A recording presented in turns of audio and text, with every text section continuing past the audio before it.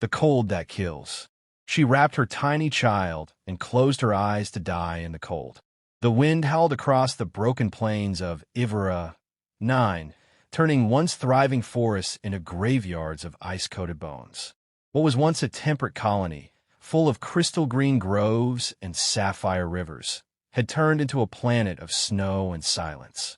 When the climate collapsed after the orbital strikes, the sky itself seemed to have frozen in grief.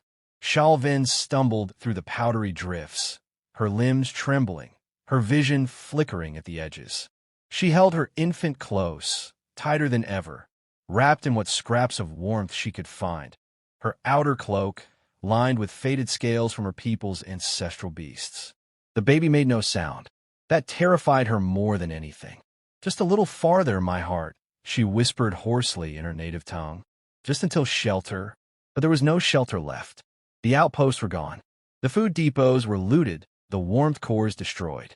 Her village had been the last, hidden in the ravines, clinging to the thermal vents. When the raiders came, they weren't looking for battle. They brought flame, radiation, and silence. Only she and the baby escaped, and even then, only barely. Her breath came out in broken gasps, ice forming around her nostrils and lips. She could feel the cold reaching inside now, not just on her skin, but in her blood. Her exoskeletal ridges, which once shimmered gold under sunlight, now dulled like cracked stone. The stars above blurred in her vision. She dropped to her knees beside the rusted carcass of an old mining transport, half buried in snow, its hull torn and useless. But at least it blocked the wind. There, she curled up under its broken wing, the last gesture of a dying mother. The baby whimpered faintly. That soft sound shattered her. Tears welled up, immediately freezing on her cheeks. "I'm sorry," she whispered. "I tried." She opened her cloak wider, tucking the child into the warmest part of her chest. She whispered the lullaby her mate used to sing, voice shaking. "Stars above, stars below. Cradle my child in gentle snow. Sleep, my heart, while night will fall. I'll dream of days when you'll stand tall." As she finished, her head tilted back against the frozen metal. Her eyes, heavy and raw, slowly closed. The pain faded. The cold stole sensation, but with it came peace. If death came now, let it be gentle. She would die wrapped around her child. That was all that mattered. Somewhere miles away, a human recon drone buzzed faintly in the sky, tracking fading signals in the storm. And beneath that torn transport wing, two fragile lives waited, silent, unmoving, while death crept ever closer. But fate had one more breath left in it, the warmth of a stranger. But she woke as a man sheltered them both. A sharp beep interrupted the soft, icy moan of the wind. Sergeant Logan Pierce squinted at the handheld scanner strapped to his wrist. Anomalous heat signature. Weak, barely distinguishable from background radiation. But it was there, and moving.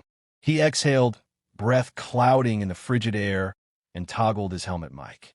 "Command, this is Recon 3. I got a pulse. Coordinates transmitting now." A delay, then a cold reply. "Copy that, Recon 3. Priority remains salvage ops. Unless it's Alliance tech, proceed to next grid." Logan stared at the numbers blinking on his screen. The signal flickered again, so faint it could disappear any second. He hesitated, glancing toward the darkening ridge ahead, where a wrecked transport half-jutted out of the snow like a frozen claw. Then he cut the comms. "Stuff it, Command," he muttered. "I'll check it out." He trudged forward, boots crunching through the icy crust, pulse rising. He'd been on dead planets before, enough to know when something didn't feel right. And this felt alive. By the time he reached the transport wreckage, his scanner was flashing steady. The signal was directly ahead, under the wing. He knelt cautiously, hand on the grip of his plasma pistol, and peeked beneath. His heart caught in his throat. There, curled tightly in a protective ball, was an alien woman, barely more than skin and bone. Her skin was pale lavender, cracked with frostbite. Her face had the faint gleam of bioplates around her temples, ridged like crown crests. She clutched something small beneath her. A child, a baby. Both were still, too still. Logan shoved his pistol back in its holster and moved fast. He stripped off his thermal cloak and draped it over the mother. Gently, he reached beneath her arms and lifted both bodies into his own. The woman's weight was shockingly light. The child didn't move. No, no, no, he muttered, pulling out a heated stim pack from his side pouch and pressing it to the child's chest. He heard a whimper. Weak but real. Alive. He hoisted them tighter and triggered his emergency beacon. His drop shelter wasn't far. Inside the insulated recon pod, the world was warm, bright, and dry. Logan laid the woman down on the med cot and unwrapped the child, placing the tiny figure beside a heat lamp, bundling it in soft fiber mesh. The baby had faint ridges along its forehead, same as the mother, but it blinked and cried now, limbs twitching in protest. Yeah, that's a good sign, he muttered, releasing a slow breath. You're tougher than you look, little guy. He turned to the woman. Her breathing was shallow, but there. He administered rehydration fluid, wrapped her in thermal layers, and rubbed circulation back into her limbs. Her eyes fluttered. She woke with a sharp gasp, instantly curling away, her arm reaching instinctively for her child. Her language spilled out, harsh, rapid, alien. Whoa, whoa.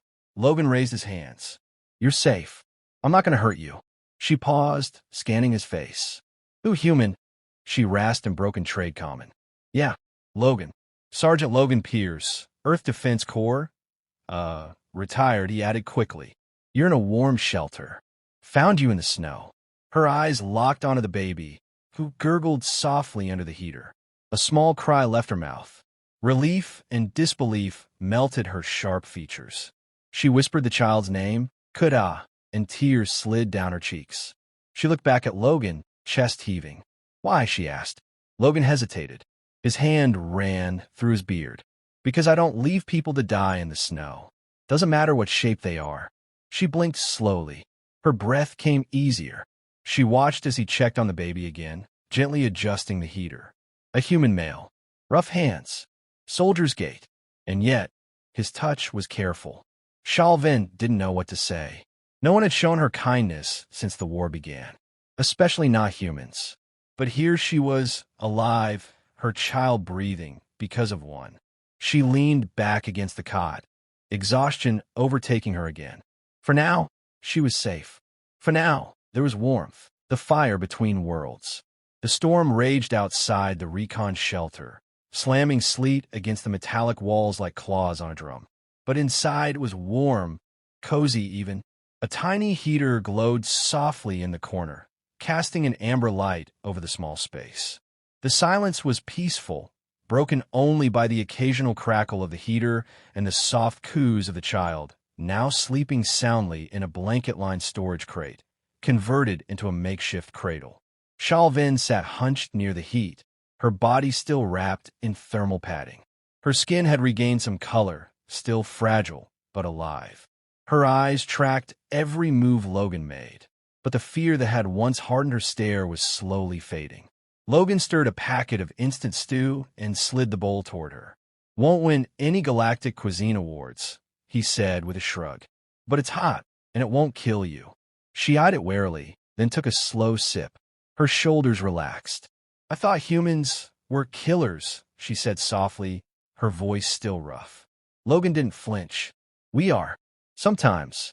So are your people, I bet. She didn't argue. I saw Earth troops burn colonies, she said after a pause. Years ago, they left nothing behind but ash. Logan leaned back against the wall. Yeah, we've made a mess or two in the galaxy. But I didn't come here to fight.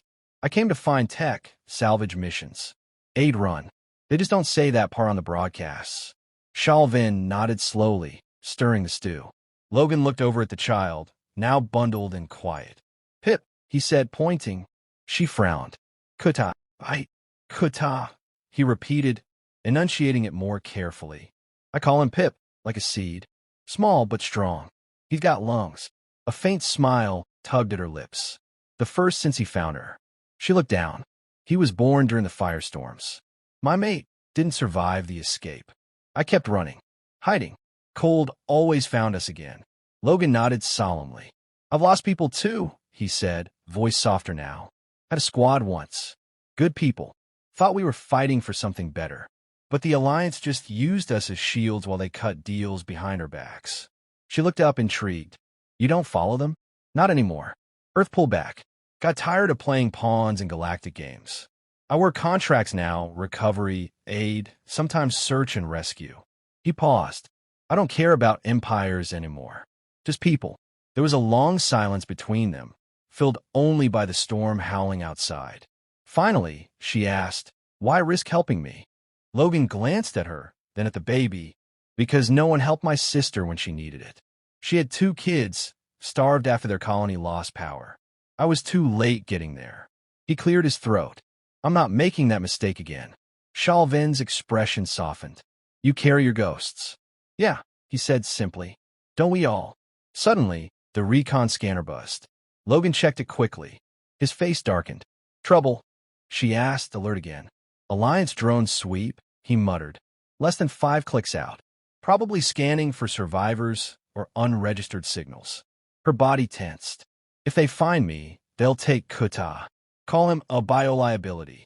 Logan stood, checking his rifle and gear. Then we move before they do. She stood too, shaky but determined. Where?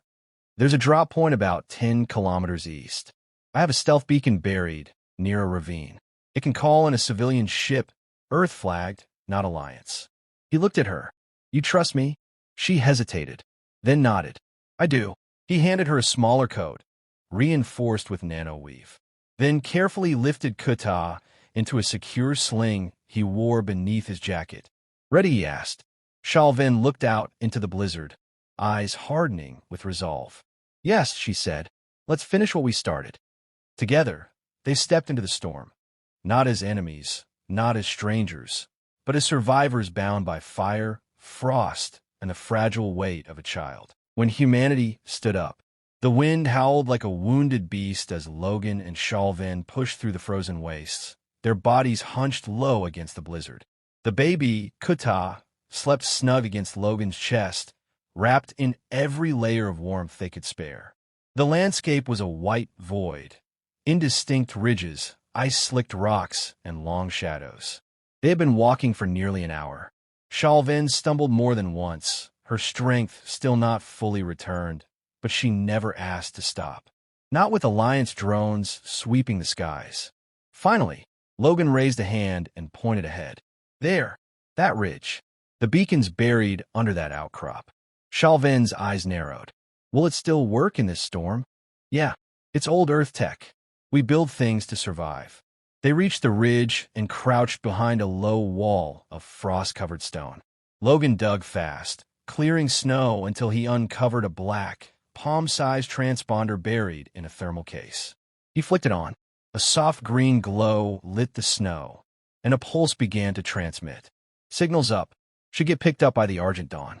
Civilian rescue hauler. They'll come. Shalvin finally allowed herself to exhale. But the moment of relief shattered when Logan's scanner blared. Contact. Hostiles inbound. 2 Alliance recon units. A low hum followed. Then figures emerged through the snow. 3 armored soldiers, bulky suits with glowing blue visors, weapons raised. Their leader's voice barked through an amplifier. Human soldier. Step away from the alien refugee and relinquish the child for decontamination. Logan stepped in front of Shalvin, rifle already up. She's not a threat. Neither is the baby. You are out of jurisdiction, Pierce, the soldier snapped. You are harboring an unregistered xenolife form. That is a violation of Code 47 Delta. Stand down. Shalvin tightened her grip on Logan's sleeve. They'll kill him, she whispered. And take Kuta. No, Logan said calmly, his weapon still aimed. You're not taking them. You want to stop me? You'll have to shoot first. The Alliance officer hesitated.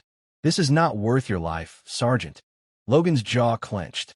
It's not my life you should be worried about. It's Earth's answer if you pull that trigger. We don't forget. One of the other soldiers stepped forward, too fast. Logan fired a warning shot, missing on purpose but close enough to make a point. Last warning. Logan barked. Back off. Suddenly, a high-pitched whine split the air. All eyes turned to the sky. A ship broke through the clouds, a blocky, weather-worn Earth-class rescue vessel. The Argent Dawn. Its underside lit the ground with spotlights as it hovered low. A voice rang out from its loudspeaker. "This is Captain Reyes of the Argent Dawn. We are responding to a distress beacon. All personnel, stand down immediately." The Alliance soldiers froze. They didn't have jurisdiction to fire on an Earth rescue vessel, not without sparking a diplomatic mess. The Alliance officer stared at Logan, then turned and gave a bitter order. "Withdraw." The soldiers melted into the storm. Logan slumped slightly, breathing out hard. The Argent Dawn landed. A boarding ramp descended, and medical staff rushed out, wrapping blankets around Shalvin and checking Kuta. One of them offered Logan a hand up the ramp. As they stepped inside, the warmth was overwhelming. Shalvin stared at the steel walls, the lights, the people who smiled at her. "Why?" she whispered, dazed. Logan gave her a tired smile. "Because Earth doesn't abandon the ones who need shelter. Not anymore." Later, as the ship lifted off, Logan sat beside her in the infirmary, Kuta curled between them, asleep. "I don't know where we go now," she said quietly. "We'll figure it out," he replied. "Earth's got places for people like you. New starts. And I think I could use one too." She looked at him, unsure of what to say. But no words were needed. In the coldest part of the galaxy, she had found warmth, not from fire, but from the heart of a human. And it was enough to begin again.